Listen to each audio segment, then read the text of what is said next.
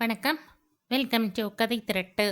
இந்த வீடியோவில் நம்ம என்ன கதை கேட்க போகிறோம்னா, பாசபந்தம் கதையின் 2வது பகுதி.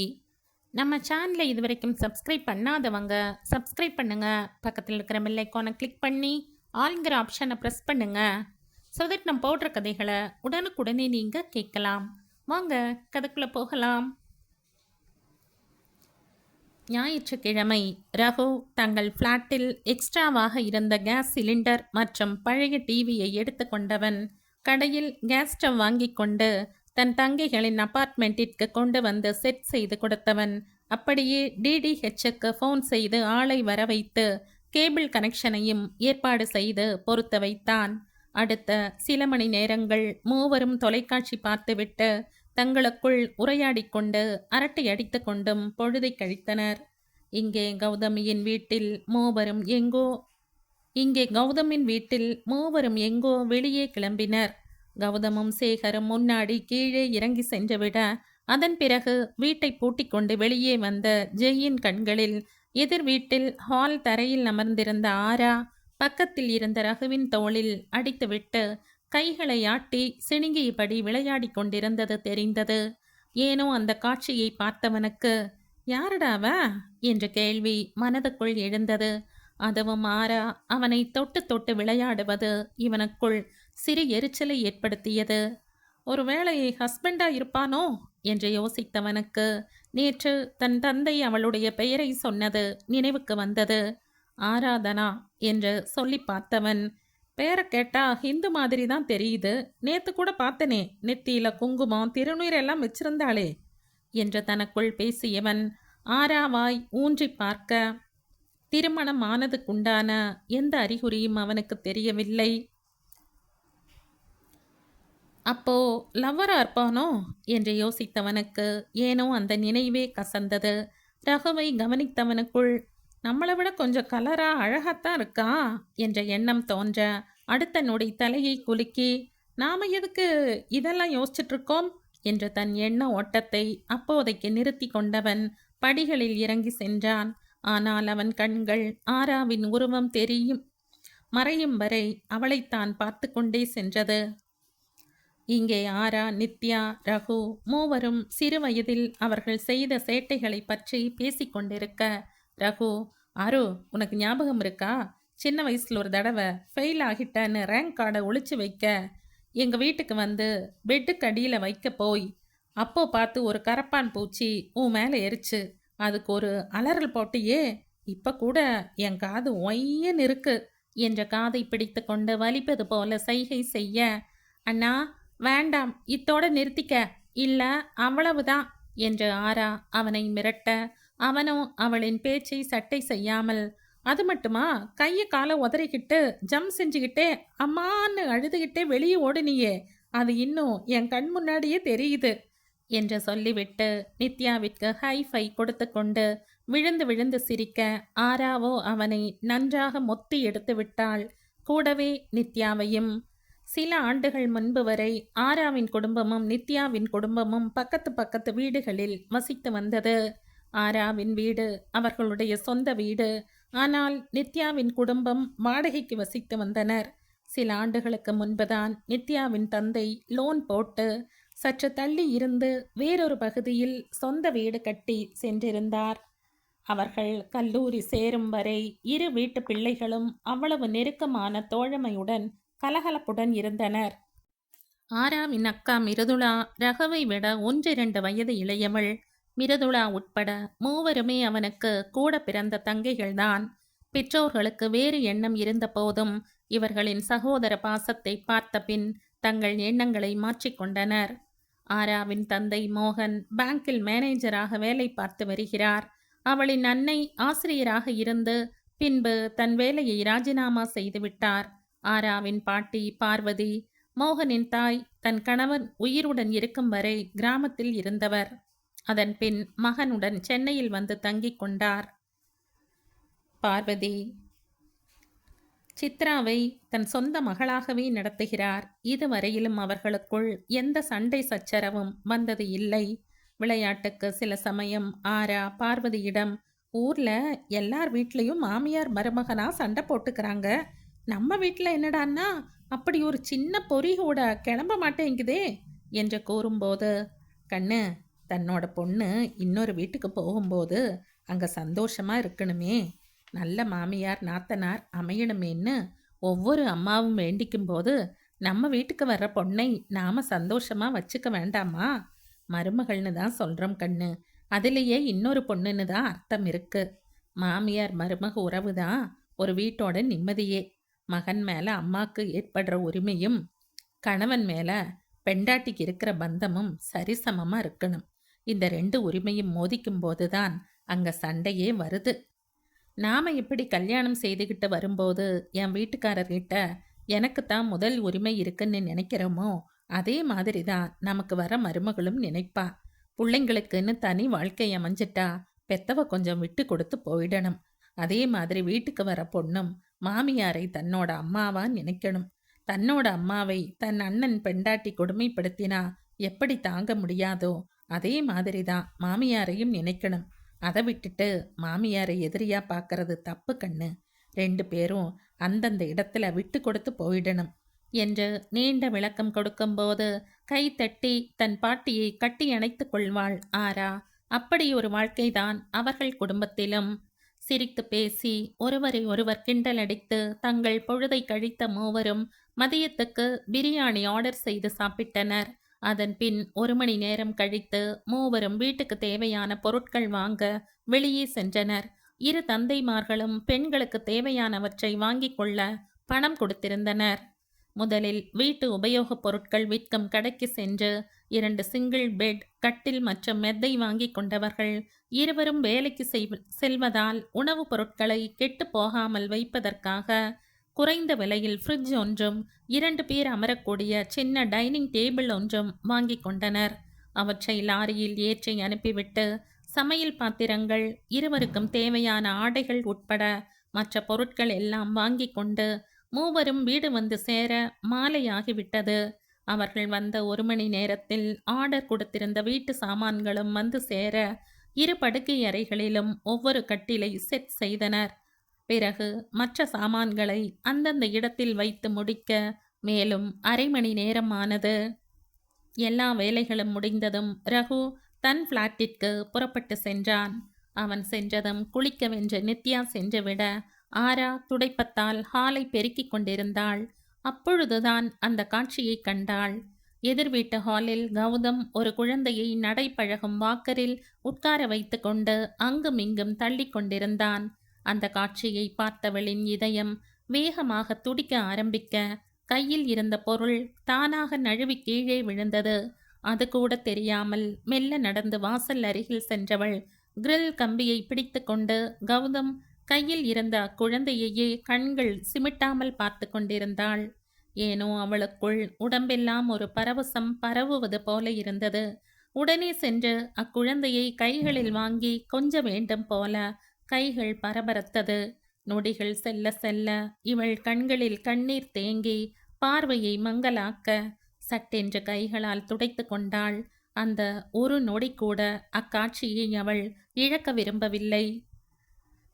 மிகப்பெரிய பாலைவனத்தில் தண்ணீருக்காக பல மைல் தூரம் கால் கடுக்க அலைந்தவனுக்கு தூரத்தில் தண்ணீர் குட்டை தெரிந்தால் எவ்வளவு நிம்மதியும் பரவசமும் அடைவானோ அந்த ஒரு நிலையில் இருந்தாள் ஆரா. பார்வையாலே குழந்தையை வருடியவள் எத்தனை மாதம் இருக்கும் என்று கணக்கு போட்டாள். கிட்டத்தட்ட 6 அல்லது 7 மாதம் இருக்கும் என்று கணித்தவளுக்கு குழந்தையின் அழகு மயங்க செய்தது. கோலி குண்டை போல வெறும் கருவிழிகள் தெரியும் கண்கள், பன் போன்ற குண்டு கன்னங்கள், அதற்கு கீழே குட்டி செப்பு உதடுகள் என்று அந்த கண்ணனையே மிஞ்சிவிடும் அழகுடன் இருந்தது. ரசித்து ரசித்து பார்த்தவள் முகம் யார் ஜாடையில் இருக்கிறது என்று ஆராய்ந்தாள். ஆனால் கணிக்க முடியவில்லை.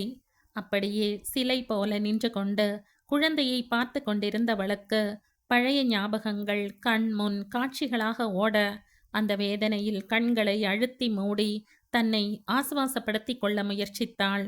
ஆனால் முடியவில்லை. தான் நினைத்தது நிறைவேறும் வரை அவளுக்கு ஏது நிம்மதி? எந்த நம்பிக்கையில் இங்கு வந்திருக்கிறாள் என்றால் பதில் அவளுக்கே தெரியாது. அடுத்து என்ன செய்ய வேண்டும் என்றால் தெரியாது. தான் நினைத்திருப்பது நிறைவேறுமா என்றால் தெரியாது. ஆனால் அவளுக்கு என்று அவளுக்கு முதல் உண்மை தெரிய வந்ததோ அன்று களத்தில் குதித்தவள்தான். போக போக அவளுக்கு மேலும் மேலும் அதிர்ச்சிகள் காத்திருந்தது. அனைத்து முடிச்சுகளும் வந்து நின்ற இடம் கௌதம். அதன் பிறகு ஒரு நொடி கூட அவள் தாமதிக்கவில்லை. ஏதாவது செய்ய வேண்டும் என்று கைகளை பிசைந்தவளுக்கு தானாக அமைந்த சந்தர்ப்பம்தான் இந்த வேலை. ஆனால் தனக்கு தெரிந்த உண்மையை விட பெரிய தங்கமலை ரகசியம் ஒன்று இருக்கிறது என்று அவளுக்கு தெரியாது. இந்த பெங்களூர் வேலை கிடைத்ததும் மேற்கொண்ட ஒரு நொடி கூட அவள் யோசிக்கவில்லை. தூரம், மொழி, தெரியாத ஊர் என்று எதையும் அவள் சிந்திக்கவில்லை. உடனே ஒத்துக்கொண்டாள். ரகு இங்கிருப்பதும் அவளுக்கு சாதகமாக இருக்க நித்யாவையும் இழுத்து கொண்டு வந்து விட்டாள். இந்த தூரம் மட்டும் இல்லை, இதைவிட கடல் கடந்து போக வேண்டும் என்றால் கூட சென்றிருப்பாள். ஏனெனில் அவளுக்கு வேண்டியது நிறைவேற வேண்டும். வாசலில் நின்ற யாரையோ வெறித்து பார்த்து கொண்டிருந்த தோழியை அப்பொழுதுதான் குளித்துவிட்டு வந்த நித்யா பார்க்க, யார் அப்படி பார்க்கறா என்று நினைத்தவள் சத்தம் போடாமல் அவள் அருகில் வர, ஆராவின் பார்வை போன திசையை பார்த்தவளுக்கு எதிர் வீட்டில் கௌதம் கையில் இருந்த குழந்தை கண்ணில் பட தோழியின் உணர்வுகளை புரிந்து கொண்டவள் ஆறுதலாக அவள் தோளில் கை வைக்க, பட்டென்று திரும்பிய ஆரா அங்கே தோழியை பார்த்ததும் குனிந்தபடியே தன் கண்களை துடைத்து கொண்டாள். அவளின் உணர்வுகளை புரிந்து கொண்ட நித்யாவிற்கு அவளின் இந்த செயல் கண்ணில் படாமல் போகுமா? ஆராவை நெருங்கி சென்று அவளை அணைத்து கொள்ள உடைப்பெடுத்த அணையாக கதறி அழுதவள் தன் துக்கம் எல்லாவற்றையும் தன் கண்ணீரில் கரைத்து கொண்டிருந்தாள். தோழி அழுதவுடன் கதவை அடைத்து சாத்திய நித்யா அணைத்தபடியே அவளை அறைக்கு அழைத்து சென்றவள் கட்டிலில் அமர வைத்தாள். நித்யாவுக்கு அவர்கள் குடும்பத்தில் நடக்கும் அனைத்தும் தெரியும். ஆதலால் தன் தோழி எதற்காக அழுகிறாள் என்று புரிந்து கொண்டவளுக்கு அவளுடைய இப்போதைய அழுகைக்கான காரணம் தெரிய வாய்ப்பில்லை. ஏனெனில் ஆரா இப்பொழுது நடந்து முடிந்தவற்றை நினைத்து அழவில்லை, இனி நடக்கப் போவதை நினைத்து அழுகிறாள். தன் எண்ணம் நிறைவேறுமா? நடக்காமல் போய்விட்டால் என்ன செய்வது என்ற குழப்பம், பயம் எல்லாவற்றோடு யாரை இத்தனை நாள் பார்க்க வேண்டும் என்று துடித்து கொண்டிருந்தாளோ அந்த நபரையும் பார்த்துவிட்ட ஆனந்தம் எல்லாம் சேர்ந்து கண்ணீராக உற்பத்தியாகிக் கொண்டிருந்தது. சில நிமிடங்களில் தன் அழுகையை கட்டுப்படுத்தி கொண்ட ஆரா தன்னை சமன் செய்து கொண்டு தோழியை பார்த்து சின்னதாக புன்னகைக்க, அதில் தெரிந்த வெறுமையை பார்த்த நித்யா தோழியை சமாதானம் செய்யும் பொருட்டு, கவலைப்படாத ஆரோ, இனி எல்லாமே நல்லதே நடக்கும் என்று கூறினாள். பதிலுக்கு புன்னகைத்த ஆரா, அதைத்தான் நானும் எதிர்பார்க்கிறேன்டி என்றாள் மனதில் உள்ளதை. அதன் பின் ஆரா தனது வேலைகளை செய்தாலும் கண்கள் அவ்வப்போது எதிர் வீட்டைத்தான் பார்த்து கொண்டிருந்தது. ஏதாவது சந்தர்ப்பம் கிடைக்காதா குழந்தையை அருகில் சென்று பார்க்க என்று ஏங்கினாள். ஆனால் குடி வந்து 2 நாட்கள் தான் ஆகிறது. அதற்குள் குழந்தையை கொடுக்கும் அளவுக்கு எப்படி வருவார்கள் என்ற சந்தேகம் வந்தது. போக போக பழகிட வேண்டியதுதான் என்று தன்னைத்தானே சமாதானம் செய்து கொண்டாள். அடுத்த நாள் காலை அலாரத்தின் சத்தத்தில் கண் விழித்த ஆரா எழுந்து சென்று காலை கடன்களை முடித்துவிட்டு வரவும் வீட்டின் காலிங் பெல் அடிக்கும் சத்தமும் கேட்டது. வாசல் கதவை திறக்க அங்கே வீட்டு வேலை செய்யும் பொன்னம்மா நின்றிருந்தார். அதன் பின் நேரம் வேகமாக செல்ல தோழிகள் இருவரும் தயாராகி வரவும் பொன்னம்மா அனைத்து வேலைகளையும் முடித்து இருவருக்கும் சாப்பாட்டை டேபிளில் எடுத்து வைத்திருந்தார். தோழிகள் இருவருக்கும் உணவின் சுவை மிகவும் பிடித்திருந்தது. தங்களது பாராட்டை அவருக்கு தெரிவித்தனர். அவரோ வாஞ்சையுடன், என் கை ருசி நல்லா இருந்தா தானம்மா சாப்பிட்றவங்க வயிறு நிறையும் என்று கூற, தோழிகள், தெய்வமே, நீங்க எங்கேயோ போயிட்டீங்க என்று தங்கள் மகிழ்ச்சியை வெளிப்படுத்தினர். மதியத்துக்கு தேவையான உணவை டிஃபன் பாக்ஸில் எடுத்துக்கொண்டு ஆட்டோவை பிடித்து ஒரு வழியாக சரியான நேரத்துக்கு அலுவலகம் வந்து சேர்ந்தனர். இவர்கள் இருவரையும் சேர்த்து மொத்தம் 13 பேர் புதிதாக வேலைக்கு தேர்ந்தெடுக்கப்பட்டிருந்தனர். அனைவரும் வந்ததும் அவர்களுக்கு இன்றோ செஷன் கொடுக்கப்பட அதன் பின் அனைவரையும் டீம் பிரித்தனர்.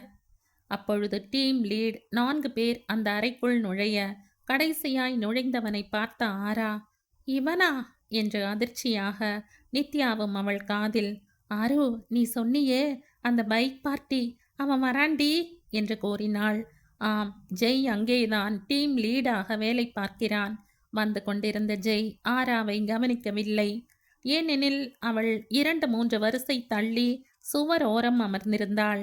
அனைவரும் வந்ததும் ப்ராஜெக்ட் மேனேஜர் யார் யார் எந்த டீம் என்று சொன்னார். அதன்படி ஆராவும் நித்யாவும் ஜெயின் டீமில் வந்து சேர்ந்தனர். கூடுதலாக சுரேஷும் ஜெயின் டீமில் சேர்க்கப்பட்டான். ஒவ்வொருவரின் பெயர் சொல்லும்போது தான் ஜெய் சொல்லும்போதுதான் ஜெய் ஆராவை பார்த்தான். பார்த்தவனோ இந்த இன்ப அதிர்ச்சியில், அட நம் நாடு என்ற மனதுக்குள் நினைக்க, அவனின் முகபாவனையில் ஆராவிற்கு எதையும் கண்டுபிடிக்க முடியவில்லை. ஏற்கனவே நம்ம பார்த்தா இவனுக்கு பிடிக்காது, இதில் இவன் டீம்ல வேறையா என்று மெல்ல முணுமுணுத்த அவளின் உதடுகளை தான் ஜெய் பார்த்து கொண்டிருந்தான். என்ன சொல்றா, ஒருவேளை நம்மளை எதுவும் திட்டுறாளோ? இருக்கும் இருக்கும் என்ற இவன் கண்களாலேயே பேச, அதன் பிறகு இருவரும் சைனா டிராகன் போல கண்கள் வழியே நெருப்பை ஒருவர் மேல் ஒருவர் வீசிக்கொண்டனர். இது எப்போ காதல் பார்வையா ஆகப் போகுதோ? இன்ட்ரோ செஷன் முடிந்ததும் அனைவரும் அவரவர் டீமிற்கு செல்ல, இவளின் வருகைக்காகத்தான் ஜெய் அங்கே காத்து கொண்டிருந்தான். இன்டர்வியூ நடந்த அன்றே தோழிகளுக்கு சுரேஷுடன் பழக்கம் என்பதால் பேசிக்கொண்டே வந்தனர். மூவரும் வந்ததும் அவர்களிடம் தன்னை அறிமுகம் செய்து கொண்ட ஜெய் அவர்களின் விவரங்களையும் கேட்டுக்கொண்டான். பின் அவர்களுக்கான ட்ரைனிங்கை தொடங்கினான். கோட்டிங்கின் அடிப்படையை விளக்கமாக அதே நேரம் விரைவாக சொல்லிக் கொடுத்தவன் மூவருக்கும் தானே சிஸ்டம் ஒதுக்கி சில பயிற்சிகளை கொடுத்து செய்ய சொல்ல மூவரும் அதில் மூழ்கினர். ஆனால் இங்கே ஜெய்தான் பயிற்சியின் போதும் இப்பொழுதும் அவளைத்தான் பார்த்து கொண்டிருக்கிறான். ஏன் அவளையே அவன் கண்கள் தேடுகிறது என்று அவனுக்கே புரியவில்லை. கல்லூரியில் பல அழகான பெண்களை ஜெய் பார்த்திருக்கிறான். ஆனால் இப்படி யாரையும் காரணமே இல்லாமல் பார்த்ததில்லை. இதற்கு பெயர்தான் காதலோ? அலுவலகம் முடிந்து ஆராவும் நித்யாவும் சீக்கிரமே வீடு திரும்பினர். படிகளில் ஏறி அவர்கள் தளத்திற்கு வரும்போது கௌதமின் தந்தை குழந்தையை வைத்து கொண்டு விளையாட்டு காட்டிக் கொண்டிருந்தார். நித்யா வீட்டினுள் சென்று விட ஆராவோ அவரிடம் சென்றவள், ஹாய் அங்கிள் என்று சிநேகமாக புன்னகைக்க அவரும் பதிலுக்கு பேசினார். அப்படியே மெல்ல குழந்தையை பற்றி விசாரித்தாள். என் பேத்திமா, என் மூத்த பையன் கௌதமோட குழந்தை, பேரு தேஜஸ்வினி என்றார். பேரு ரொம்ப அழகா இருக்கு அங்கிள். வந்ததுலேருந்து பார்க்குறேன், உங்கள் 3 பேரை தவிர வேற யாரையும் பார்க்க முடியலையே. பாப்பாவோட அம்மா எங்க அங்கிள் என்றாள் விடை தெரிந்து கொண்டே. ஆராவின் கேள்வியில் ஒரு நொடி பெரியவரின் முகம் வாட, பின் மெதுவாக குரலை செருமியவர், அவ 2-3 மாதம் முன்னாடி ஒரு ஆக்சிடெண்ட்டில் இறந்துட்டாமா என்றவரின் கண்கள் கலங்கியது. சில நொடி இடைவெளிக்கு பிறகு, என்ன மன்னிச்சிடுங்க அங்கிள் என்று உண்மையாக வருத்தப்பட்ட ஆரா பின் குழந்தையிடம் விளையாட்டு காட்ட, அந்த குட்டி ராதை இவளை பார்த்து கன்னங்களில் குழி விழ அழகாக சிரிக்க, அதில் மயங்கிய ஆரா கையை நீட்ட, இவளின் முகத்தில் எதை கண்டதோ அவளிடம் தாவியது குழந்தை. குழந்தையை கொஞ்சிக் கொண்டிருந்த ஆரா மனதுக்குள், நீயும் அந்த கண்ணனும் ஒரு வகையில் ஒண்ணுதான் அம்முக்குட்டி என்று நினைத்தவள் கூடிய சீக்கிரம் அடுத்து ஏதாவது செய்யணும் என்று முடிவெடுத்தாள். பின் சில நிமிடங்களில் மனமே இல்லாமல் குழந்தையை அவளின் தாத்தாவிடம் கொடுத்துவிட்டு தங்கள் பிளாட்டிற்கு வந்தாள். இரவு உணவு முடிந்து தன் அறையில் கட்டிலில் படுத்தவளுக்கு அடுத்து என்ன செய்ய, எப்படி செய்ய என்று யோசனையாக இருந்தது. அதற்கான வழிதான் புலப்படவில்லை. மூளையை கசக்கி யோசித்ததில் களைப்படைந்தவள் அப்படியே உறங்கி போனாள். ஆனால் அவள் எதிர்பார்க்கும் சந்தர்ப்பம் கூடிய விரைவில் நித்யாவின் மூலம் வரும் என்று அவளுக்கு தெரியாது. நாட்கள் வேகமாக சென்றது. கொஞ்சம் கொஞ்சமாக ஆரா கௌதம் வீட்டோடு நன்கு பழக ஆரம்பித்திருந்தாள். அவ்வப்பொழுது கௌதமை பார்க்கும் நேரம் வணக்கம் சொல்பவள். பொதுவாக ஓரிரு வார்த்தைகள் பேசுவாள். ஜெய்யிடம் மட்டும் அவ்வளவாக பேசுவது இல்லை. அவன் சிரித்தால் மட்டும் பதிலுக்கு சிரிப்பாள். அலுவலகத்திலும் அப்படித்தான். சந்தேகம் கேட்பது, அலுவலக ரீதியாக பேசிக்கொள்வதோடு நிறுத்திக் கொள்வாள். அதற்காக அவனை பிடிக்காது என்று கிடையாது. அதே நேரம் சிரித்து பேசும் அளவுக்கு அவனுடன் பழகவும் இல்லை. அவளின் அலுவலகத்தில் பெண்கள் 7 மணிக்கு முன்பே அனுப்பப்படுவார்கள். இது அவள் கம்பெனியின் விதிமுறைகளுள் ஒன்று. ஜெய்யா டீம் லீடாக இருப்பதால் வேலைகளை முடித்துக்கொண்டு வீடு வந்து சேர இரவு 9 மணிக்கு மேல் ஆகிவிடும். கௌதமிற்கும் அப்படித்தான். இவர்கள் இருவரும் வரும் வரை சேகரும் குழந்தையும் மட்டுமே தனியே இருப்பர். சீக்கிரமே வீடு வரும் ஆரா ரெஃப்ரெஷ் செய்து முடித்ததும் நேரே கௌதமின் வீட்டிற்கு சென்று குழந்தை தேஜஸ்வினியை தூக்கி கொண்டு தங்கள் பிளாட்டிற்கு வந்து விடுவாள். ஆரம்பத்தில் குழந்தையை கொடுக்க யோசித்த சேகர் நாட்கள் போக போக தன்னால் குழந்தையுடன் ஓடி ஆடி விளையாட முடியாத காரணத்தாலும் குழந்தையும் ஆராவிடம் நன்றாக ஒட்டி கொள்வதாலும் குழந்தையை தூக்கி போக அனுமதி அளித்தார். அப்படித்தான் முதலில் குழந்தையை தூக்கி கொண்டு வந்த ஆரா நேரே தன் அறைக்கு வந்தவள் தனது சூட்கேஸில் இருந்த அவளது குடும்ப புகைப்பட ஆல்பத்தை எடுத்து தன் குடும்ப உறுப்பினர்கள் எல்லோரையும் ஒவ்வொருவராக சுட்டிக்காட்டி அவர்களுக்கும் இவளுக்கும் இருக்கும் உறவை சொல்லிக் கொடுத்தாள். இது ஆச்சி, இது தாத்தா, இது அப்பத்தா, அப்புறம் இது அம்மாடா செல்லக்குட்டி என்று தினமும் சொல்லிக் கொடுக்க கொடுக்க அக்குழந்தைக்கு புரிந்ததோ இல்லையோ, நாள் செல்ல செல்ல ஆல்பத்தை பார்த்ததும் குழந்தை தானாகவே தெளிவில்லாத தன் மழலை குரலில் ஒவ்வொருவரின் புகைப்படத்தை பார்த்ததும் சரியாக சொல்வாள். குறிப்பாக மிருதுளாவின் புகைப்படத்தை பார்த்ததும் குழந்தை தானாக குஷியாகி துள்ளி குதித்து என்று சொல்வாள். இப்படியாக அந்த குட்டி ராதைக்கு ஆரா பேச கற்றுக் கொடுக்க ஆரம்பித்தாள். ஒரு சிற்றன்னையாக இவை அனைத்தும் நடந்தேறுவது நித்யாவிற்கு தெரியாமல்தான். பொதுவாக இருவரும் அலுவலகம் முடிந்து வந்ததும் ரெஃப்ரெஷ் செய்த பின் கொறிக்க எதையாவது எடுத்துக்கொண்டு டிவி முன்போ இல்லை லேப்டாப் முன்போ அமர்ந்து விடுவாள் நித்யா. எப்போதாவது தான் குழந்தையுடன் அமர்ந்து விளையாடுவாள். அத்தோடு இருவருக்கும் தனித்தனி அறை என்பதால் ஆரா தனது அறையிலேயே இந்த கற்றல் வேலையை சத்தமில்லாமல் செய்வாள். இப்படியாக கிட்டத்தட்ட 1 மாதம் முடியும் தருவாயில் இருந்தது. ஆரா அலுவலகத்தில் ட்ரைனிங் முடிந்ததும் தேர்வு வைப்பார்கள். அதில் மிகவும் மோசமாக பெர்ஃபார்ம் செய்பவர்களை அலுவலகத்தில் இருந்து நீக்கி விடுவார்கள். அப்படி வைக்கப்பட்ட தேர்வில் ஆரா ட்ரைனிங் பேட்சிலேயே பெஸ்ட் பெர்ஃபார்மராக வெற்றி பெற்று அனைவரின் பாராட்டையும் பெற்றாள்.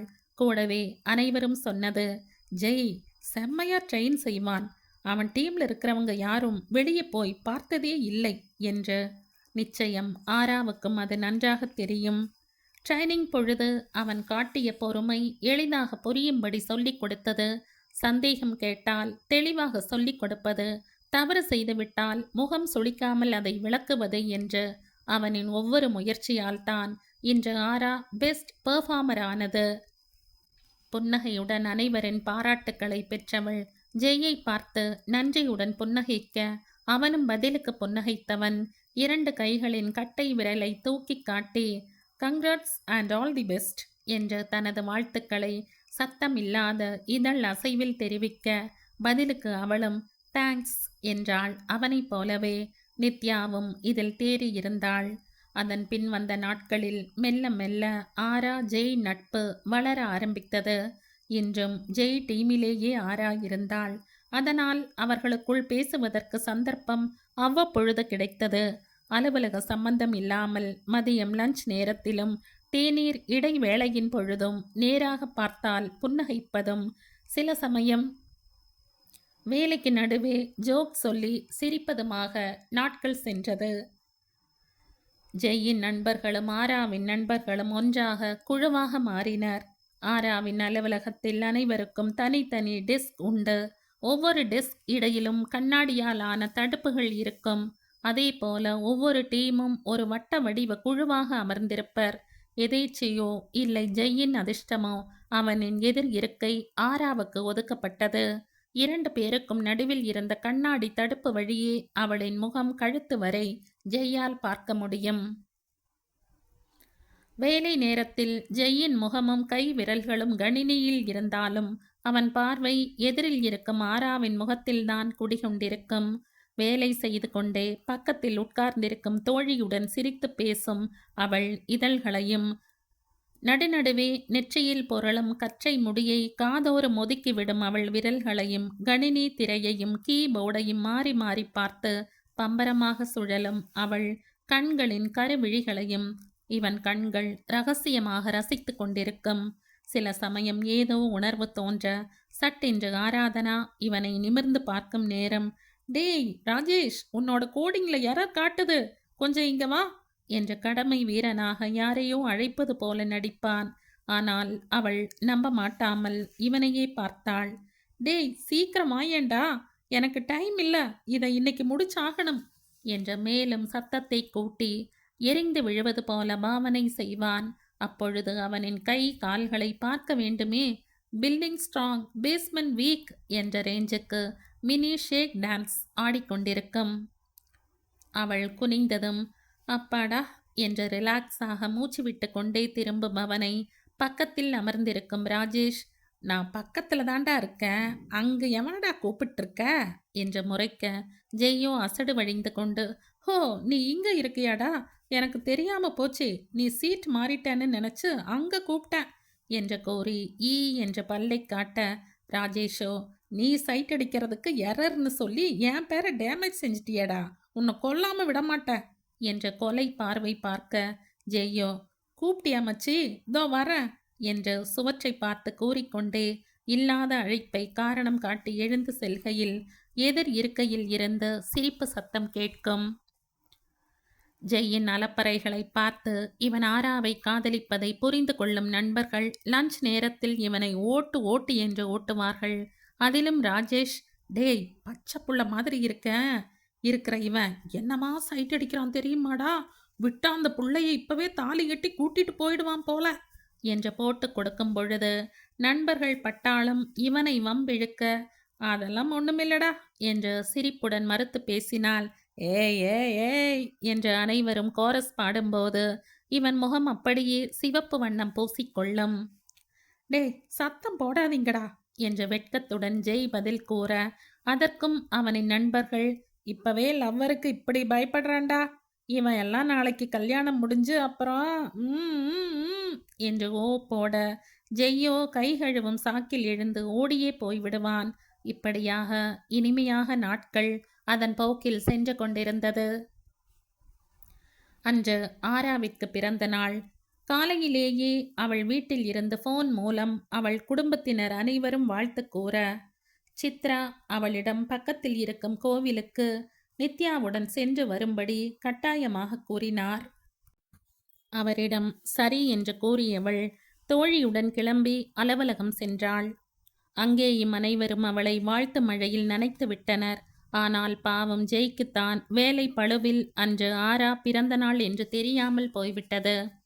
அலுவலகம் முடியும் நேரம்தான் தெரிந்து கொண்டான். இதில் அவன் நண்பர்கள் வேறு கொலை குற்றவாளியைப் போல அவனை பார்த்து வைத்தனர். ஆரா, நித்யா மற்றும் அவளுடன் புதிதாக சேர்ந்த சுரேஷும் வேலை முடிந்து தினமும் ஒன்றாக பேசிக்கொண்டே வெளியே வருவது வழக்கம். அன்று தனக்கு சின்ன வேலை இருப்பதால் 5 நிமிடத்தில் அதை முடித்துவிட்டு தான் வருவதாகவும், அதுவரை இருவரையும் கீழே பார்க்கிங்கில் காத்திருக்கும்படி நித்யா கூறிவிட்டதால் ஆராவும் சுரேஷும் மட்டும் கீழே இறங்கி வந்தனர். பார்க்கிங் ஏரியா வழியாக தான் வெளியே போக வேண்டும். பேசிக்கொண்டே இருவரும் நடந்து வந்து கொண்டிருக்கும் பொழுது ஆராவை கொஞ்சம் நிற்கும்படி சொன்ன சுரேஷ் தன் பையில் இருந்து ஒரு சின்ன கிஃப்ட் பாக்ஸை எடுத்து பிறந்த நாள் பரிசாக அவளிடம் கொடுத்தான். எதுக்கு இதெல்லாம் சுரேஷ் என்ற தயக்கத்துடன் அவள் மறுக்க, வற்புறுத்தி அவளை வாங்க வைத்தவன் அப்போதே பிரித்து பார்க்கும்படி கூறினான். சங்கடத்துடன் அவள் அதை பிரித்து பார்க்க, உள்ளே ஜோடியாக ஒரு ஆண் மற்றும் பெண் பொம்மை ஒரு குடுவைக்குள் சுற்றி கொண்டிருக்க, அவர்கள் மேல் பூக்களும் பனித்துளிகளும் பொழிவது போல இருந்தது. அதில் சிவப்பு கலரில் ஐ லவ் யூ என்ற வார்த்தைகள் வண்ண விளக்குகளால் ஒளிர்ந்து கொண்டிருந்தது. அதிர்ச்சியுடன் அவள் நிமிர்ந்து பார்க்க, சுரேஷோ அவள் முன் ஒற்றை காலை மண்டியிட்டு வெள்ளைக்காரர்கள் செய்வது போல ரோஜாப்பூ ஒன்றை அவள் முன் நீட்டி, லைஃப் லாங் நீ என் கூட இருக்கணும்னு ஆசைப்படுற ஆரு, வில் யூ மேரி மீ என்ற தனது காதலை அவளிடம் சொல்லி திருமணம் செய்வதற்கு சம்மதம் கேட்டான். 7 மணிக்கு மேல் ஆனதால் எங்கும் இருள் சூழ்ந்தபடி இருந்தது. பைக் எடுக்கவென்று ஒரு சிலரின் நடமாட்டத்தைத் தவிர அங்கே எவரும் இல்லை. அப்படி செல்பவர்கள் கூட காதலிக்கு லவ் ப்ரப்போஸ் செய்கிறான் என்று நினைத்து லேசாக சிரித்துவிட்டு கடந்து சென்றனர். ஆனால் ஆராவோ அதிர்ந்தபடி பின்னால் நகர்ந்தவள், "என்ன சுரேஷ் இது? தயவு செஞ்சு எழுந்திருங்க" என்று மெதுவாக சொல்ல, அவனோ, "நீ சம்மதம் சொல்லு ஆரு, அப்புறம் நான் எழுந்துக்கிறேன்" என்று அடம் பிடிக்க, அவளோ அவஸ்தையாக உணர்ந்தாள். தெரியாத ஒருவன் இப்படி செய்திருந்தால் திட்டியோ அறைந்து விட்டோ அந்த இடத்தை விட்டு நகர்ந்திருப்பாள். ஆனால் சுரேஷ் அவளுடன் வேலை செய்பவன். அத்தோடு இது அலுவலக இடம் வேறு. இங்கே சீன் கிரியேட் செய்து போவோர் வருவோர் எல்லோரும் தன்னை பார்ப்பதை அவள் விரும்பவில்லை. அதனால் மெதுவாக, அதே நேரம் அழுத்தமாக, "தயவு செஞ்சு எழுந்துக்கோங்க சுரேஷ், எனக்கு லவ் பண்ற ஐடியாலாம் இல்லை, அதுக்காக நான் இங்க வரல" என்று சற்றே கடுப்புடன் கூறினாள். ஆனால் சுரேஷோ, "ப்ளீஸ் ஆரு, நான் உன்னை ரொம்ப லவ் பண்றேன், நீ இல்லாம என்னால் இருக்க முடியாது" என்று ஏதேதோ பிதற்ற ஆரம்பிக்க, என்னடா இது தொல்லை என்றாகிவிட்டது ஆராவிற்கு. யாராவது பார்த்து விடுவார்களோ என்று அவள் பயந்து கொண்டிருக்க, அப்பொழுது, "அவங்க தான் இஷ்டமில்லைன்னு சொல்றாங்கல்ல சுரேஷ், அப்புறம் எதுக்கு அவங்கள கட்டாயப்படுத்துறீங்க" என்று சொல்லிக்கொண்டே தீ பார்வையுடன் அவர்கள் இருவர் அருகில் வந்து நின்றான் ஜெய். யாரையோ தேடி கீழே வந்த ஜெய் பார்க்கிங் ஏரியாவில் ஆரா நின்று கொண்டிருக்க, அவள் அருகில் மண்டியிட்டபடி சுரேஷ் நிற்பதை பார்த்தவன் விஷயம் என்னவென்று யூகிக்க அவனுக்குள் கோபத்தீ எரிந்தது.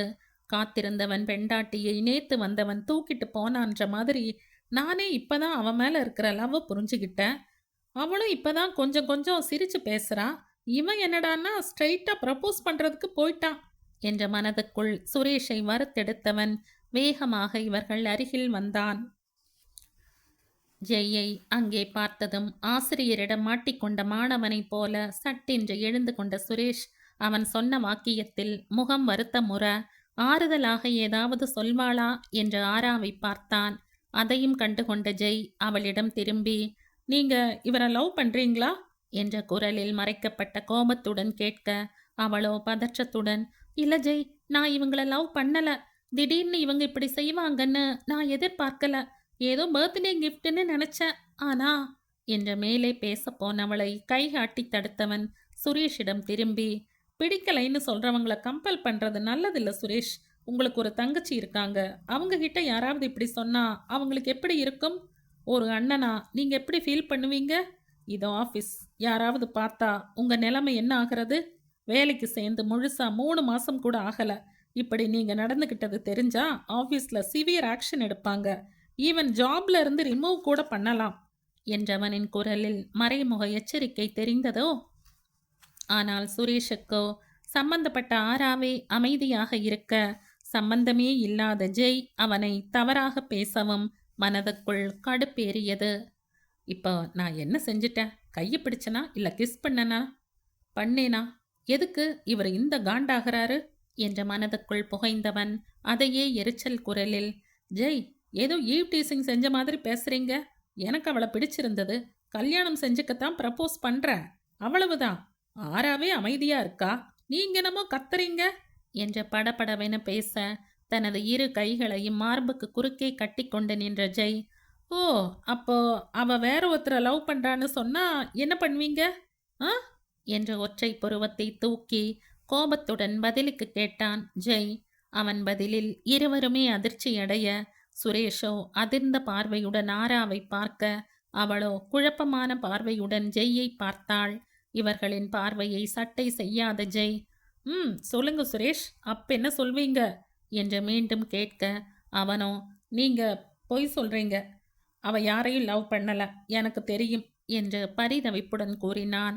அதற்கு சிரித்த ஜெய், "உங்களுக்கு தெரியாது, பட் எனக்கு தெரியும்" என்றவன் திரும்பி ஆராவின் தோளில் கை போட்டு, "இவன் என்ன சொல்ல போறான்?" என்ற மிரண்ட பார்வையுடன் தன்னையே பார்த்து கொண்டிருந்த ஆராவின் கண்களையே பார்த்து கொண்டு மென்மையான குரலில், "நானும் ஆராவும் ஒருத்தரை ஒருத்தர் லவ் பண்றோம்" என்று கூறி சுரேஷ் அறியா வண்ணம் கண்ணடிக்க, ஆராவோ திக் பிரம்மை பிடித்தவள் போல் தன்னையே மறந்த நிலையில் நின்று கொண்டிருந்தாள். ஜெய் கூறியதில் அதிர்ச்சியின் உச்சிக்கே சென்ற சுரேஷ் கேள்வியாக ஆராவை பார்க்க அவள் நிற்கும் நிலைமையே அவனுக்குள் கலக்கத்தை உண்டு பண்ணியது.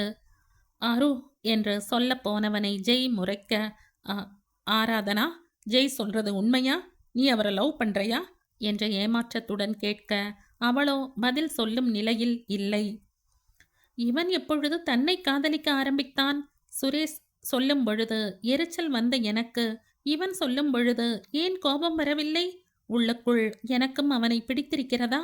நானும் அவனை காதலிக்கிறேனா என்று மனதுக்குள் எழுந்த கேள்விகளுக்கு விடை காண முடியாத அதிர்ச்சியில் அல்லவா அவள் நிற்கிறாள். தான் கேட்டும் சில என அவள் நிற்பதை பார்த்த சுரேஷுக்கு அப்பொழுதே மனம் நொடிந்து போனது. இருந்தும், ஆராதனா, அவர் சொல்றது உண்மையா என்று மீண்டும் அவன் சத்தமாக கேட்ட பின்பே நடப்புக்கு வந்தவளுக்கோ இல்லை என்று சொல்ல நான் எழவில்லை. என்ன பதில் சொல்வது என்று யோசிக்கும் பொழுதே தலை வலிக்க ஆரம்பிக்க, அப்பொழுது தூரத்தில் படிகளில் இறங்கி வந்து கொண்டிருந்த நித்யாவை பார்த்ததும் அந்த சூழ்நிலையில் இருந்து தற்காலிகமாக தப்பிக்கும் எண்ணத்துடன், "எனக்கு தலை வலிக்குது சுரேஷ், நான் கிளம்புறேன்" என்று அவன் முகம் பார்க்காமல் கூறிவிட்டு ஜெய்யை நிமிர்ந்தும் பாராமல் நித்யாவுடன் அலுவலகத்தில் இருந்து கிளம்பினாள். அவள் போவதையே பாவமாக பார்த்து கொண்டிருந்த சுரேஷின் அருகில் சென்ற ஜெய், "தேங்க்ஸ் மச்சா" என்று சின்ன சிரிப்புடன் கூற, "என்னது மச்சானா?" என்று அதிர்ந்து தன்னை பார்த்தவனிடம், "ஆமா, என்னோட வைஃப் உனக்கு தங்கச்சின்னா அப்ப நீ எனக்கு மச்சான் தான சுரேஷ்" என்று சொல்லவும், "ஞே" என்று விழித்து கொண்டிருந்தவனிடம், "எப்படியோ மச்சா, உன்னோட தயவுல ஒரு வழியா நான் என்னோட லவ் சொல்லிட்டேன். ரொம்ப தேங்க்ஸ் மச்சா" என்ற வார்த்தைக்கு வார்த்தை மச்சான் சொன்னவன், "சொல்லிட்டேனே என் காதலை" என்று கும்கி பட பாடலை உற்சாகமாக பாடிக்கொண்டே சென்றான். இங்கே சுரேஷோ, "அப்போ இவங்க ஆட்டத்தில் நான் தான் அவுட்டா? மச்சா, இப்படி சாச்சு புட்டியே மச்சா" என்று புலம்பியவன் மயங்கி சரிந்தான். வீட்டுக்கு போன ஆராவோ நித்யாவிடம் பார்க்கிங்கில் நடந்த அனைத்தையும் கூறினாள். அதை கேட்டு ஆச்சரியம் அடைந்த அவள், "ச்சே, ஸ்பாட்ல நான் இல்லாம போயிட்டனே" என்ற வருத்தத்துடன் சொல்ல, அதில் மகிழ்ச்சி அடைந்த ஆரா, "எனக்குன்னு நீயாவது சப்போர்ட் இருக்கியேடி" என்று அவள் தனக்காக பேசியிருப்பாள் என்று நினைத்து கூற, நித்யாவோ, "அட, உனக்கு யார் சப்போர்ட்னு சொன்னா? நான் மட்டும் அங்கே இருந்திருந்தனா லவ் சொன்ன அடுத்த செகண்ட் ஜெய் அண்ணா கையை பிடிச்சு, 'ரொம்ப ரொம்ப நன்றி அண்ணா, தயவு செஞ்சு இந்த குரங்க கல்யாணம் செஞ்சு கூட்டிக்கிட்டு போயிடுங்க, தொல்லை தாங்க முடியல, ஒரே குஷ்டமப்பான்னு' சொல்லி அண்ணனுக்கு வாழ்த்து மடல் வாசிச்சு அவர் மாதிரியே ஒரு சிலை திறந்திருப்பேன் என்று கிண்டல் அடிக்க, "உன்ன" என்று பல்லை கடித்தாள் ஆரா. அதற்கும் நித்யா, "ஐயோ ஆரு, கோபப்படாத, சிலையில எந்த தப்பும் நடக்காது, அண்ணன் மாதிரியே பக்காவா இருக்கும், நோ எரர்" என்று கூறிவிட்டு சிட்டாக தனது அறைக்கு பறைந்து சென்றாள். ஆனால் இங்கே ஆராவோ தனக்கு இருக்கும் சின்ன மூளையை குடைந்து யோசித்து யோசித்து பார்த்தும் ஒரு முடிவுக்கு வர முடியவில்லை. "நான் வந்த வேலையையே இன்னும் முடிக்கல, இதுல லவ் வேறையா? ஆண்டவா" என்றவள், "அட போங்கடா நீங்களும் உங்க காதலும்" என்று நொந்தபடி குரட்டையுடன் உறங்கிப் போனாள்.